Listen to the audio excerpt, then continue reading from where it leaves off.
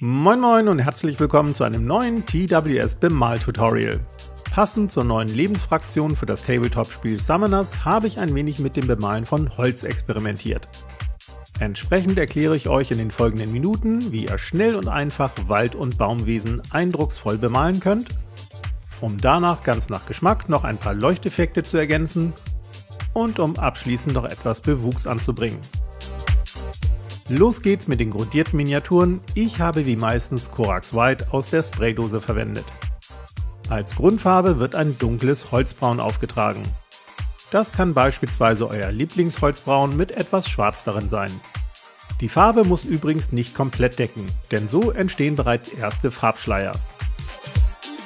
Danach wird mit zwei weiteren Farben trocken gebürstet. Und zwar entweder mit einem Rotbraun und danach mit einem Ocker,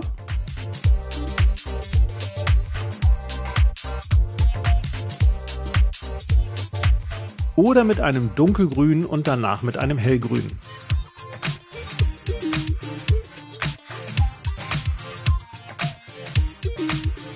Entscheidet euch ganz nach Belieben, bzw. ob eure Wald- und Baumwesen eher klassisch holzbraun oder moosgrün wirken sollen. An den kleinen Kreaturen zeige ich die grüne Variante. An den großen Baumwesen die holzbraune Version. Und bei dieser Dryade hier eine Kombination aus beidem.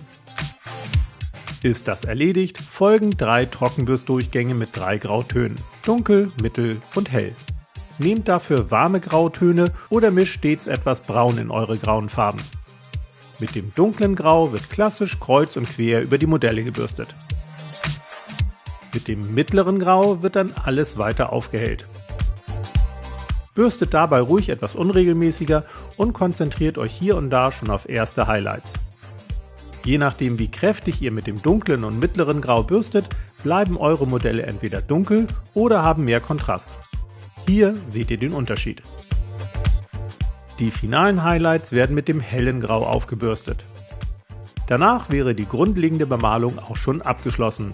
Es folgen höchstens noch ein paar optionale Feinheiten mit Washes. Denn mit einem schwarzen Wash lassen sich einzelne Vertiefungen ganz einfach nachziehen, um so die Schatten zu betonen und die Modelle plastischer erscheinen zu lassen. Mit einem grünen Wash kann Moos angedeutet werden. 1 oder 2 braune Washes sorgen dann für Auflockerungen auf den graubraunen Holzflächen. Passende Bereiche könnt ihr natürlich auch noch grün trocken bürsten, um Ranken, Moos oder ähnliches darzustellen. Kommen wir nun zu den Leuchteffekten.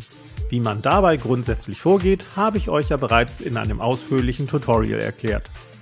Den Link findet ihr natürlich oben. Ich zeige euch nun eine schnelle und einfache Alternative, für die ihr eine knallige Contrastfarbe eurer Wahl, eine halbwegs ähnliche und mittelhelle Acrylfarbe und ein Weiß braucht. Bemalt entweder die leuchtenden Stellen mit der hellen Acrylfarbe, um dann etwas verdünnte Contrastfarbe drumherum als Leuchteffekt aufzutragen. Eventuell noch ein paar rein weiße Highlights aufbringen. Fertig ist ein schneller und simpler Leuchteffekt. Oder ihr bemalt die leuchtenden Bereiche zunächst mit 1 bis 2 dünnen Schichten Weiß, um dann die Contrastfarbe pur aufzubringen. Mit der verdünnten Contrastfarbe wird dann wieder die Umgebung eingefärbt.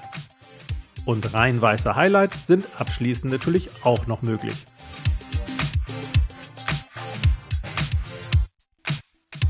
Die Bases habe ich übrigens ganz simpel in Erdbraun bemalt, danach braun gewascht und dann mit einem Sandton, einem hellen Grau und einem hellen Grün trocken gebürstet.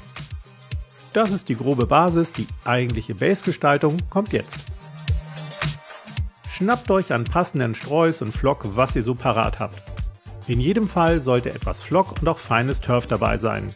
Links findet ihr natürlich in der Videobeschreibung. Dekoriert eure Bases ganz nach Geschmack und gebt dann etwas Holzleim, den ihr leicht mit Wasser verdünnt habt, auf ausgewählte Stellen eurer Modelle, um dort anschließend Flock und Turf aufzubringen. Ihr seht, feines Turf wirkt ungemein natürlich und die Kombination aus leicht unterschiedlichen Farben und Materialien macht eure Deko besonders interessant. Den Überschuss danach fein abpusten oder abbürsten, um den Rest dann am Modell zu fixieren. Damit alles richtig gut hält, verwende ich stark mit Wasser verdünnten Holzleim. Einfach mit einer Pipette oder Sprühflasche auftragen, den Überschuss abnehmen und dann gut durchtrocknen lassen. Wer will, kann auch Mattlack verwenden, aber der verklebt dickes Flock nicht allzu gut. Und das war's auch schon, um euren Wald- und Baumwesen im Handumdrehen mit passenden Farben und Deko Leben einzuhauchen. Viel Spaß beim Gestalten eurer Holzkreaturen und wir sehen uns dann nächsten Freitag. Bis dann!